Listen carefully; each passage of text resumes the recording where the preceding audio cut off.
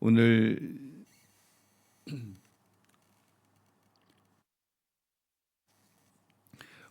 여러분과 함께 나눌 말씀은 하나님의 주권과 계획을 신뢰하라. 하나님의 주권과 계획을 신뢰하라는 제목을 가지고 함께 은혜를 나누려고 합니다.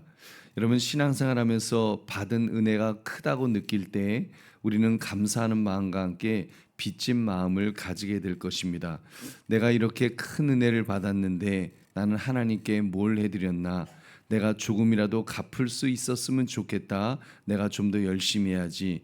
여러분, 이런 마음의 상태를 과연 그냥 건강하다, 무조건 믿음이 좋다라고 할 수 있을까요? 여러분, 경건해 보이기는 한데 무언가 문제가 있을 수 있습니다. 은혜 받음이 감격이 아니라 빚이 될 수 있고, 신앙이 기쁨이 아니라 부담감이 될 수 있기 때문입니다. 여러분, 바로 그런 모습이 오늘 본문의 다윗이었습니다. 그가 어떻게 하려고 했습니까? 그리고 하나님은 무엇이라고 반응하시며 말씀하였습니까? 오늘 말씀, 하나님의 주권과 계획을 신뢰하라, 이 제목을 가지고 참된 믿음의 모습을 점검하시는 이 새벽 되시기를 주님의 이름으로 축원합니다. 우리 본문 1절 말씀 같이 읽겠습니다. 시작. 여호와께서 주위의 모든 원수를 무찌르사 왕으로 궁에 평안히 살게 하신 때에. 아멘. 지금 다윗의 인생은 전쟁터였습니다. 사울에게 쫓겨다녔던 광야 생활부터 수많은 피냄새가 났었고 잠 못 이루던 밤들이 있었는데 마침내 그것들이 이제 다 끝이 났습니다. 이제 그는 근사한 백향목 궁에서 이제 궁전에서 살게 되는 아주 왕이 되었습니다. 최고급 저택이었습니다. 모든 것이 완벽해 보였습니다. 그리고 그때 다윗의 마음에 견딜 수 없을 정도의 불편한 감정이 올라왔던 것입니다. 우리 2절 말씀 함께 읽겠습니다. 시작. 왕이 선지자 나단에게 이르되 볼지어다 나는 백향목궁에 살거늘 하나님의 궤는 휘장 가운데에 있도다. 아멘. 다윗이 지금 선지자 나단에게 말한 내용이죠. 이 말은 한편으로는 기특한 고백으로 들립니다. 나는 이렇게 좋은 집에 사는데 하나님의 궤는 초라한 텐트에 있구나, 장막에 있구나. 내가 하나님을 위해서 아주 근사한 집을, 성전을 지어 드려야 되겠다.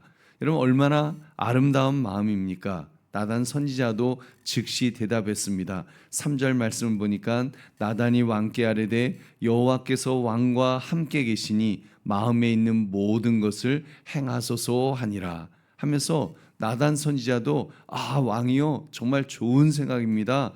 마음에 있는 모든 것을 행하십시오. 찬성을 했습니다. 여러분, 이것이 인간의 상식이고 우리의 종교적 열심일 것입니다. 우리는 늘 이렇게 생각합니다. 내가 성공하면 하나님께 영광을 돌리겠습니다. 내가 돈을 많이 벌어서 교회 건축을 하겠습니다. 우리 아이가 좋은 대학에 들어가서 하나님의 살아계심을 증명하고 싶습니다. 근데 여러분, 이 선한 의도, 여러분 이 깊은 곳을 들여다보시면 거기에는 자칫 자기 중심의 생각이 자리 잡을 수 있습니다. 내가 하나님을 위하여 무언가를 해드려야 한다는 생각은 자기 중심입니다. 내 열심, 내 계획, 내 헌신이 주체가 되어 있습니다. 여러분, 우리가 가정에서 부모나 배우자와 겪는 갈등도 대부분 내가 주체라고 생각하는 것에서, 내가 주인이라고 생각하는 것에서 시작되지 않을까요? 내가 너희를 위해서 얼마나 희생했는데, 내가 우리 가정을 일으키려고 얼마나 애를 썼는데, 우리는 선한 의도라고 생각하면서 그렇게 말하지만 그렇게 자녀를 통제하려고 합니다. 배우자를 닥달하기도 합니다. 그것이 사랑이라고 믿으면서 실상은 내 욕구를 채우려고 할 때가 있지 않습니까? 여러분, 하나님께서 오늘 이 말씀, 이 다윗의 이런 반응에 대해서 어떻게 응답하셨습니까? 그날 밤 하나님께서 나단에게 임하셔서 다윗의 계획을 막으셨습니다. 이것은 다윗에게 큰 충격이었을 것입니다. 거절당했기 때문이죠. 하나님은 아주 본질적인 질문을 던지셨습니다. 우리 5절 말씀 같이 읽겠습니다. 시작.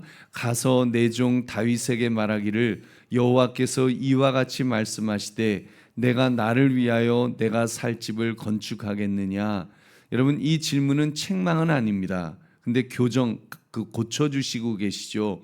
하나님은 이렇게 말씀하시는 것과 같습니다. 다윗아, 너가 나를 위해서 집을 짓겠다고 내가 집이 없어서 텐트에 사는 줄 아느냐? 나는 무소부재한 하나님이다.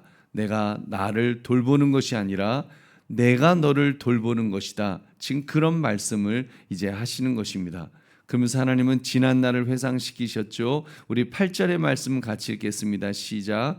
그러므로 이제 내 종 다윗에게 이와 같이 말하라. 만군의 여호와께서 이와 같이 말씀하시기를 내가 너를 목장 곧 양을 따르는 데에서 데려다가 내 백성 이스라엘의 주권자로 삼고. 아멘. 누가 누구를 지금 세워주셨다고 말씀합니까? 하나님이시죠. 여러분, 지금 하나님께서 지금 이 다윗이 목동이었을 때 그를 불러다가 왕으로 삼으셨다. 그래서 하나님은 지금 이 대화의 주어를 바꾸셨습니다.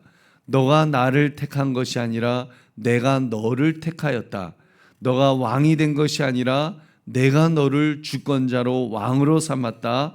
너가 원수를 물리친 것이 아니라 내가 너 앞에서 그들을 멸하였다라는 사실을 지금 말씀하시는 것입니다.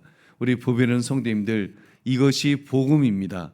여러분, 종교는 내가 신에게 무엇을 바칠까를 고민하지만 복음은 하나님이 나를 위해서 무엇을 해 주셨는가를 받아들이는 것입니다. 여러분, 우리는 자꾸 하나님을 나의 수준으로 끌어내리려고 합니다. 내가 지은 초라한 백항목 집안에 가두려고 합니다. 하나님은 그런 건물 안에 갇히실 수 있는 분이 아니십니다. 하나님은 다윗의 선한 의도는 받으시지만 그 방법, 성전 건축은 거절하셨습니다. 왜냐하면 다윗이 하나님을 위해서 집을 짓는 것보다 하나님이 다윗을 위해서 집을 지어주시는 것이 먼저여야 했기 때문입니다. 할렐루야. 하나님은 다윗의 계획을 거절하신 자리에 엄청난 약속을 주셨습니다. 놀라운 말씀이 나오죠. 다윗은 하나님을 위해 집을 짓겠다고 했는데 하나님은 다윗을 위해서 다른 집을 짓겠다고 하셨습니다. 다윗의 왕조를 지어 주시겠다고 하신 것입니다. 우리 11절 12절 같이 읽겠습니다. 시작.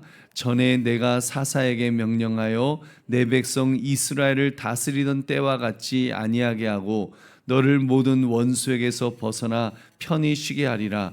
여호와가 또 내게 이르노니 여호와가 너를 위하여 집을 짓고 내 수완이 차서 내 조상들과 함께 누울 때에 내가 내 몸에서 날 내 씨를 내 뒤에 세워 그의 나라를 견고하게 하리라. 아멘.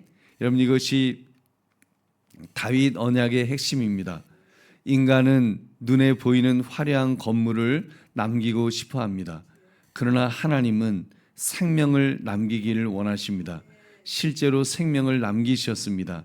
하나님이 말씀하신 집은 벽돌로 쌓은 건물이 아니지요. 다윗의 후손을 통해 이어질 영원한 나라, 곧 예수 그리스도의 왕국을 남기셨습니다. 할렐루야. 여러분, 만약 다윗이 그의 소원대로 성전을 지었다면 어땠을까요?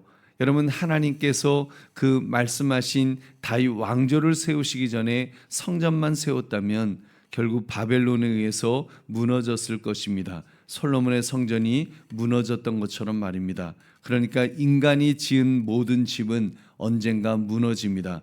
우리의 건강이라는 집도, 사업이라는 집도, 자존심이라는 집도 세월 앞에서는 결국 허물어지게 됩니다. 하지만 하나님이 지으시는 집은 영원한 줄로 믿습니다.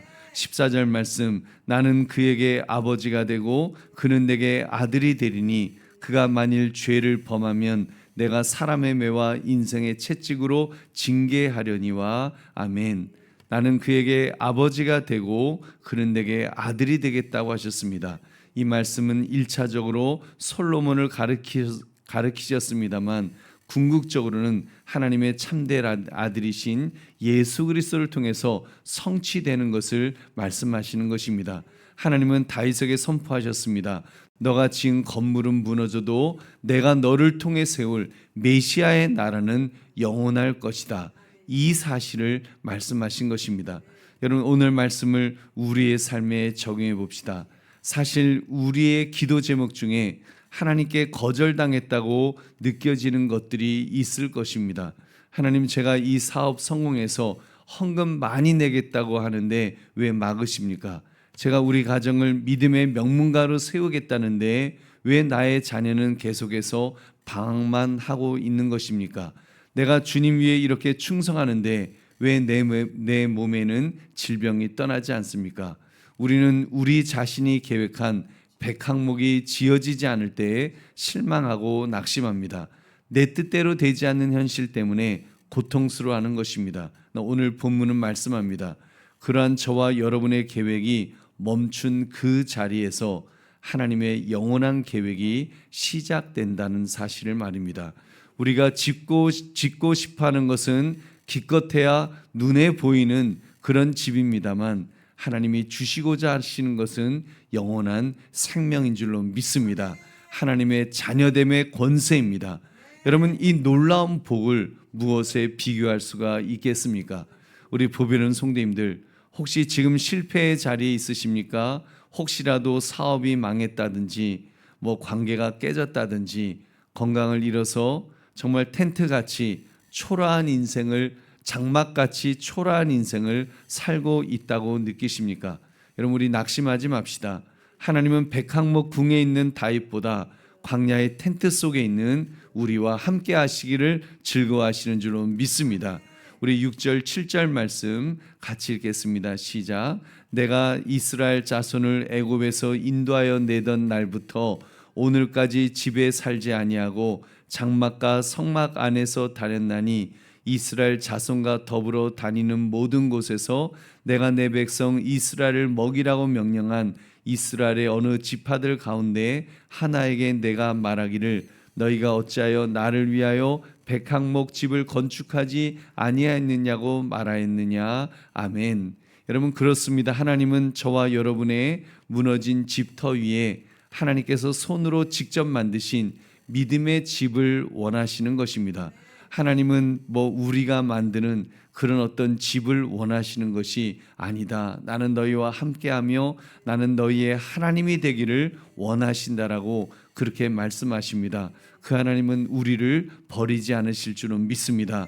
붙들으실 줄은 믿습니다. 우리를 끝까지 완성해 가실 것입니다. 그러므로 오늘 말씀을 통해 이런 확신을 가집시다. 내가 무엇을 할 것인가의 열심보다 하나님이 나를 어떻게 세워주실 것인가, 하나님이 나를 세워주시는 것, 하나님이 주체가 되어서 주인이 되셔서 왕이 되셔서 나를 이끌어 주실 것, 여러분 그 손길을 바라보시기를 주의 이름으로 축원합니다. 말씀을 맺겠습니다. 다윗이 하나님으로부터 거절과 약속을 들었을 때 어떻게 반응했다고 했습니까? 18절 이유를 보면 그는 여호와 앞에 들어가 앉아서 기도했다고 했습니다. 더 이상 자신이 무엇을 하겠다고 나서지 않았습니다. 그저 나는 누구오며 내 집은 무엇이기에 라면서 그는 그렇게 감격했습니다. 우리 보배는 성도님들, 내가 인생의 주체가 되려는 시도를 멈춥시다. 그리고 하나님의 손에 맡깁시다. 여러분, 저와 여러분의 미래 또한 하나님의 신실하심에 여러분 기대어 봅시다. 하나님의 생각은 틀림없이 여러분 저와 여러분의 생각보다 크신 줄로 믿습니다. 여러분, 우리가 짓고자 하는 작은 집을 내려놓을 때 하나님은 예수 그리스도라는 영원한 반석 위에 정말로 견고한 집을 세워 주실 줄로 믿습니다. 영원한 집을 세워 주실 것입니다. 그러므로 하나님의 주권과 계획을 신뢰하라, 이 제목처럼 나의 생각, 나의 판단, 나의 계획, 나의 재능, 이 모든 것을 내려놓고 오직 하나님만을 신뢰하며 살아가시기를 주의 이름으로 축원합니다. 우리 기도하겠습니다.